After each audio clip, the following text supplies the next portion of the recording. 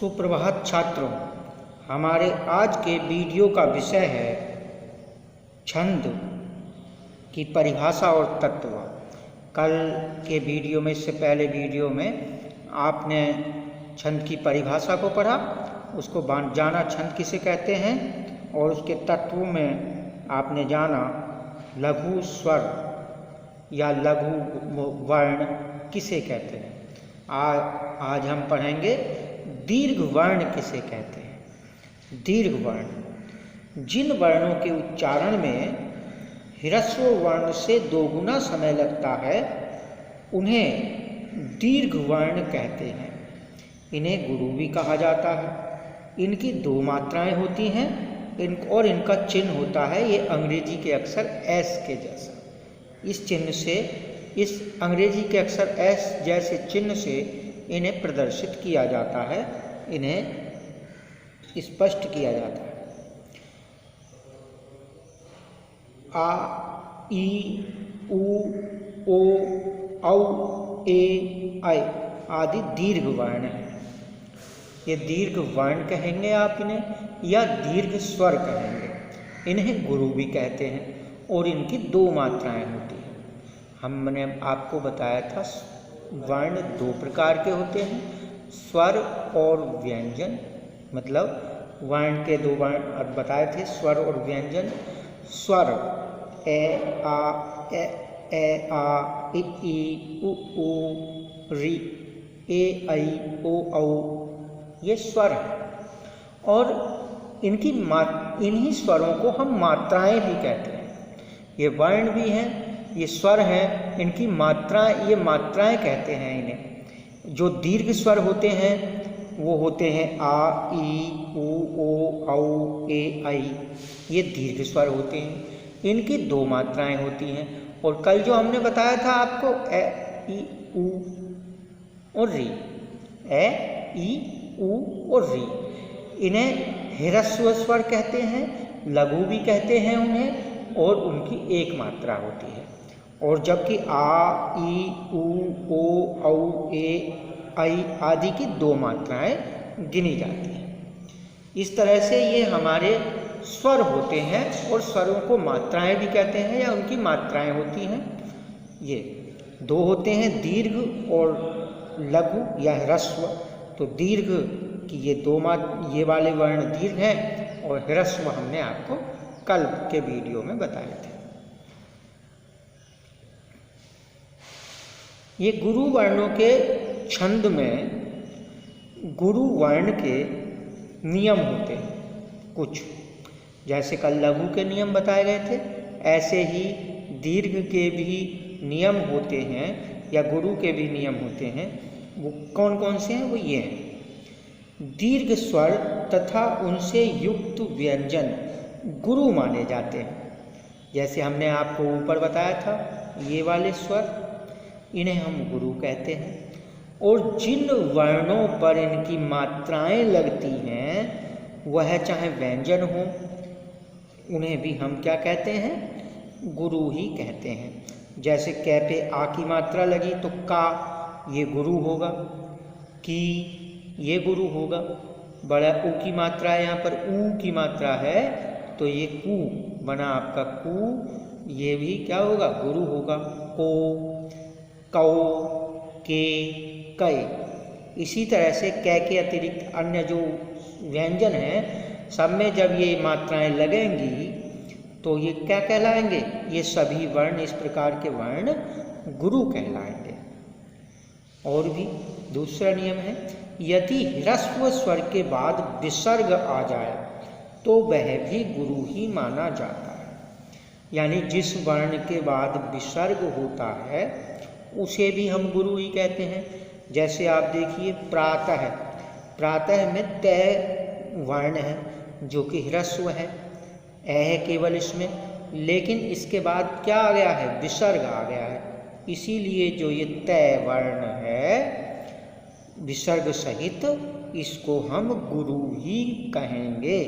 और इसकी मात्रा हम इस तरह से गिनेंगे, ऐसे, इसे हम ऐसे गिनेंगे। इस चिन्ह को, इसके ऊपर ऐसा चिन्ह लगाएंगे और इसको हम इसकी 2 मात्राएं गिनेंगे। इस चिन्ह से पता चलेगा कि ये जो तय विसर्ग वाला तय है ये गुरु है, इससे पता चलेगा चिन्ह से। और इसकी 2 मात्राएं हैं जी। तीसरा देखिए, अनुस्वार। अनुस्वार कहते हैं अंकी बिंदी को। जिस वर्ण के ऊपर अनुस्वार लगा हो अर्थात अंकी बिंदी लगी हो, वह सभी स्वर और सभी व्यंजन गुरु माने जाते हैं। चाहे किसी भी वर्ण के ऊपर अंकी बिंदी लगी है, अंकी बिंदी कहते हैं हम, अनुस्वार कहते हैं हम, उसे क्या कहेंगे हम? जैसे यहाँ पर बै के ऊपर अंकी बिंदी लगी है, यानी कि इसे अनुस्वार लगा है। अपनी भाषा में बोलते हैं हम अंकी बिंदी। तो यहाँ पर अनुस्वार लगा है बै के ऊपर, तो ये वै वर्ण जो हुआ यहाँ पर, ये वाला वै वर्ण जो हुआ, इसे हम दीर्घ गिनेंगे। क्या गिनेंगे? दीर्घ, या इसकी 2 मात्रा कहेंगे। इस तरह से इसका चिन्ह होगा, इस तरह से इसका चिन्ह होगा, इसकी 2 मात्राएं होंगी और इसे हम दीर्घ कहेंगे।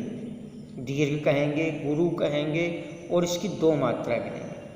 यानी जिस वर्ण के ऊपर अंक की बिंदी लगी हुई हो उसे हम दीर्घ कहते हैं या गुरु कहते हैं। जैसे पिछली जो वीडियो में हमने बताया था कि जिसके ऊपर चंद्र बिंदी लगी होती है, चंद्र बिंदु लगा होता है, उसे हम 1 मात्रा वाला गिनते हैं।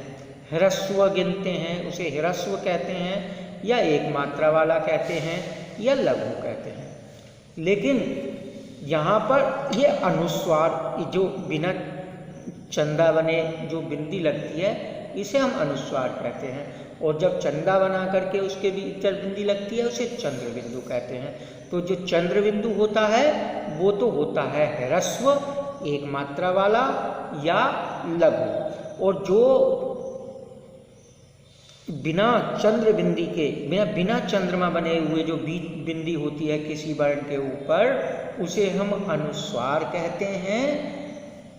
और उस अनुस्वार जो लगा हुआ वर्ण होता है उसे हम दीर्घ कहते हैं, या उसका दूसरा नाम गुरु भी है, और उसकी 2 मात्राएं होती हैं। और इस तरह से एस नाम का चिन्ह उसके ऊपर लगाते हैं, इस तरह का चिन्ह उसके ऊपर लगाते हैं जी बच्चों।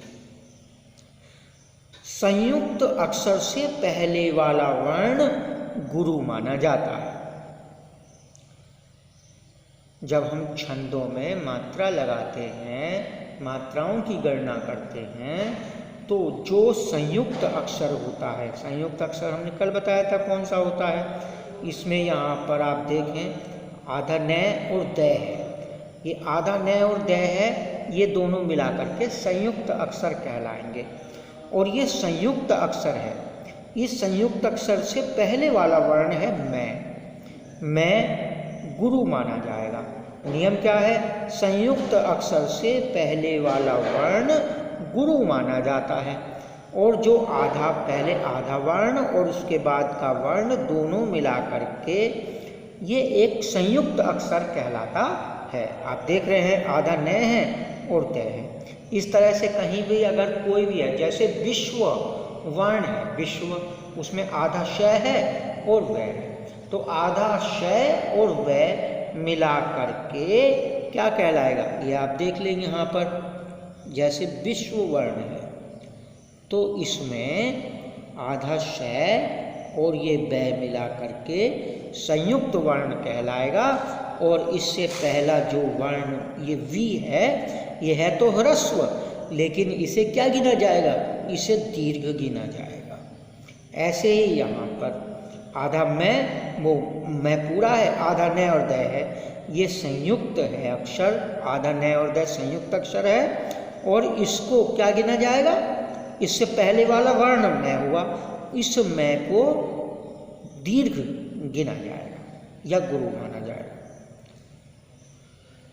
संयुक्त अक्षर के ऊपर अगला नियम है, संयुक्त अक्षर के ऊपर अनुस्वार हो तो वह भी गुरु माना जाएगा।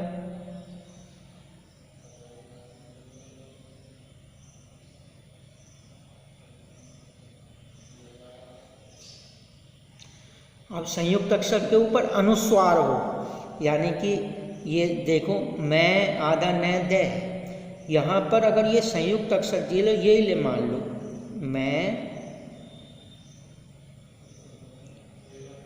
आधा न और दे, ये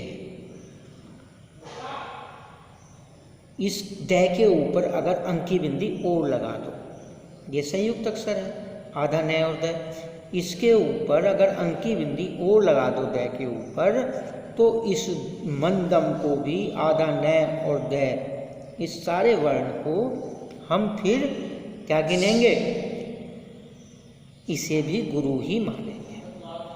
संयुक्त अक्षर आधा न और दे मिलाकर के संयुक्त अक्षर हुआ, इस संयुक्त अक्षर को फिर हम अगर अनुस्वार इसके ऊपर लगा दिया गया है तो इसे भी हम गुरु ही मानेंगे। ये आवश्यकता पड़ने पर अंतिम ह्रस्व स्वर को भी गुरु ही मान लिया जाता है।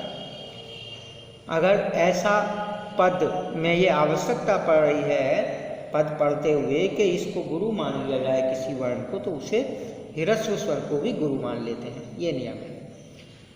ये तो हुए दीर्घ और ह्रस्व के नियम। और आगे एक और है यति, एक शब्द आता है यति। यति किसे कहते हैं?